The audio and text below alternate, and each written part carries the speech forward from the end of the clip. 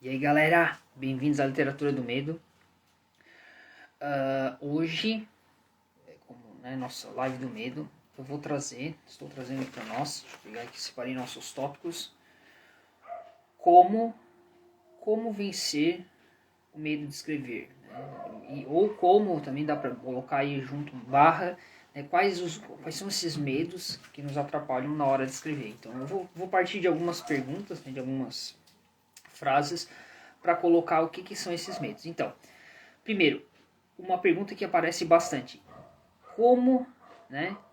Como não? Alguém já escreveu sobre isso? Isso é uma pergunta que normalmente aparece quando a pessoa está tentando desenvolver a escrita. Alguém já escreveu sobre isso? Então, assim, é muito difícil tu parar para começar a escrever quando vem essa pergunta. Ah, mas já alguém já escreveu sobre isso? Então, assim, já escreveram sobre muita coisa. É difícil realmente tu encontrar algo novo para conseguir escrever.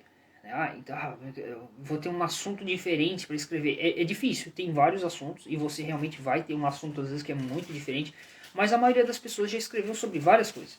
Então é importante que você tenha isso em mente. Você precisa ter coragem e ter confiança de escrever sobre o seu assunto. Ah, mas já escreveram sobre isso? Não tem problema. A pessoa que escreveu, ela vai ter uma perspectiva e você vai ter outra. Então esse é um dos problemas que as pessoas colocam. Ah, mas já escreveram sobre isso. Não, não tem problema. Você vai trazer o seu posicionamento, as suas ideias. Então isso é uma coisa muito importante. As pessoas já fogem disso, achando que não tem mais nada para escrever. Não tem problema. Tá? E se alguém não gostar? Esse é um outro medo bastante interessante. E se alguém não gostar do meu texto? O que eu faço? Não faz nada. Ninguém é obrigado a gostar de tudo. E assim, às vezes tu mesmo vai escrever e não vai gostar do texto e outras pessoas vão gostar. Isso é muito comum entre grandes escritores. Às vezes eles escrevem os textos, não gostam, mas mais tarde, sei lá, um amigo publica, um colega, um conhecido e o texto acaba ficando famoso. Então, às vezes tu não gostar do teu texto não é um problema. Então isso tem que ficar bem claro. Sempre peço uma opinião de alguém que lê bastante, ou enfim, é um conhecido que às vezes vai ajudar também na hora de refinar seu texto e observar os seus pontos fortes e fracos. Às vezes tu tem um pezinho ali na poesia e não sabe. E uma pessoa que entende já vai conseguir te dar essas dicas.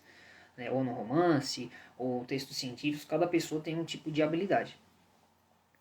Uma outra coisa que aparece bastante aqui, minha ideia é boba. Olha só, ou a minha ideia é muito fraca, né? Alguma coisa desse tipo. De modo geral, as pessoas tendem a ser críticas. Então, achar que uma ideia é fraca ou boba é complicado, porque assim, quantas vezes as pessoas apareceram com grandes ideias e foram subestimadas, né, colocadas para baixo, não, isso é uma besteira e tal, e ali surgiram grandes invenções e grandes mudanças no mundo. Então não existe uma ideia boa e boba, existem ideias diferentes. Talvez o seu texto não fique da maneira que você queria no começo, mas com a maturidade, com o tempo de escrita, você vai acabar melhorando isso. Então a escrita ela é uma prática constante.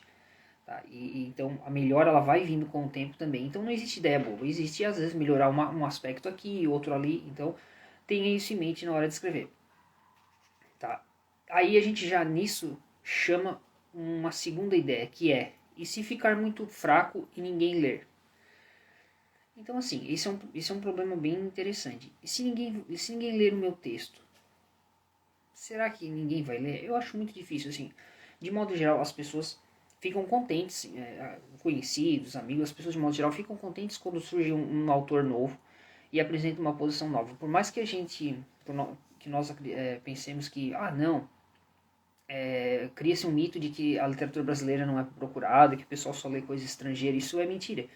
Nós temos muita procura e temos vários textos brasileiros, várias publicações que são riquíssimas. Né? Então, olha só quanto a literatura brasileira é importante. Então, dê seu valor, dê o valor para você, para sua escrita, e busque colocar suas opiniões, busque formular.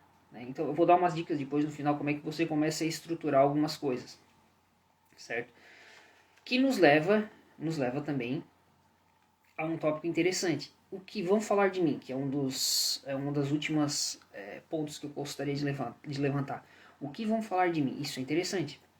Muitas pessoas têm medo de escrever e colocar suas ideias, não só porque talvez achem que elas são bobas ou difíceis, sei lá, de se colocar no papel, mas assim, de modo geral, nós nos preocupamos muito com a opinião dos outros.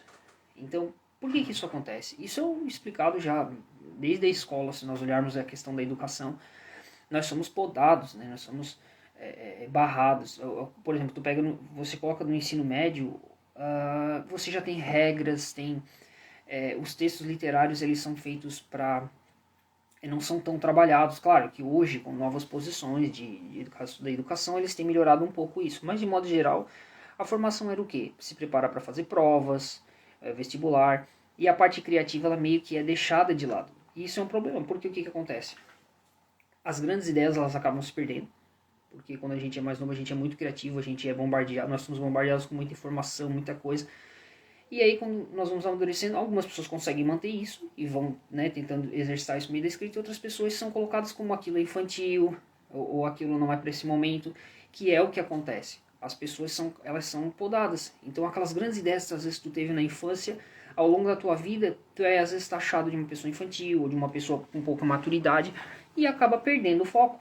Então, pô, olha só que triste. Às vezes aquela grande ideia que tu teve, que tu conseguiu construir na tua adolescência, na tua infância, ela simplesmente é desmanchada ao longo do tempo.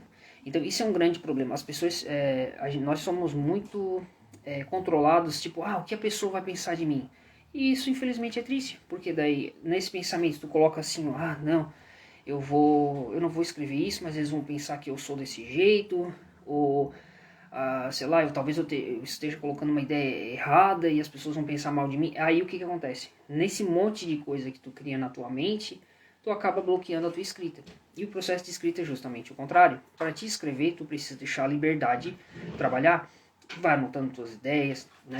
Enfim, tu precisa dessa energia solta, livre. Se tu tentar colocar correntes e amarrar isso, não, infelizmente o teu texto vai ficar trancado e tu não vai escrever o que tu quer escrever. Tu vai escrever o que as pessoas acham que tu tem que escrever. E aí é complicado, porque daí a criatividade foi quebrada. Né? É que é o que acontece em muitos momentos na escola. A pessoa pega e coloca regras, e se tu não seguir aquelas regras, infelizmente, tu vai ser punido. Né? No caso da escola, a punição é ter uma nota baixa, ou sei lá, enfim, não participar de algum grupo e tal. Então, essas críticas que vêm desde o tempo da infância, desde o tempo que nós começamos a escrever, elas se perdem. Elas se perdem, mas a gente fica com elas ali. Com o tempo elas vão diminuindo, porque tu vai amadurecendo, mas no final das contas tu sempre tem aquela preocupação, pois é, mas o que os outros vão pensar, o que vai acontecer, será que eu vou expressar realmente o que eu estou pensando? Então, esses são os grandes medos na hora de escrever. As pessoas se preocupam muito com o que os outros vão pensar, se alguém vai ler, se alguém vai gostar, né? Se já escreveram sobre isso, não tem problema. Escreveu sobre isso, não tem problema. Escreve, coloca a sua nova perspectiva, traz novas ideias, é isso. Então, escrever é liberdade, é pensar, organizar suas ideias. E agora vou dar umas dicas para você que está começando a escrever, que está com algumas ideias aí fervilhando. Por exemplo, vai escrever um poema, tenta se inspirar em coisas do dia a dia, por exemplo. Se você gosta de coisas ligadas à sua, sei lá, sua rotina de trabalho, você pode criar textos a partir dali, seja se você trabalha na rua, se você trabalha em casa, no escritório, todo o material, todo o ambiente que você frequenta, ele pode ser transformado em qualquer texto. Crônica, poesia, romance. Vai escrever um romance? Separa ali os personagens, aquele amigo que você conhece que seria um bom personagem para o seu texto, né? Às vezes a gente conhece umas pessoas bem distintas, digamos assim. Então, vai reunindo isso e daqui a pouco tu já tem uma história. Ou até mesmo alguma coisa que passou na sua rotina, ou que você já passou, tenta transformar isso num texto. Exercita todos os dias um pouquinho. Se você conseguir escrever um parágrafo por dia, em um mês, uma semana, você já consegue basicamente quase fechar um conto. Uma crônica dá para escrever por semana tranquilamente, né? Um conto por mês. Então, o exercício da escrita é isso. Confiança, esquecer o que os outros pensam e tentar trazer as suas ideias. Porque se você se preocupar com o que os outros pensam, aí, infelizmente, o medo vai tomar conta de você e você não vai escrever nada. Então é isso, pessoal. Muito obrigado.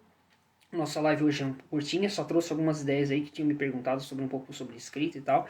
Então valorize-se, acredita nas suas ideias, nas suas técnicas e vai refinando. Aos pouquinhos, quanto mais você escreve, mais você lê a leitura. E isso também é um tópico importante.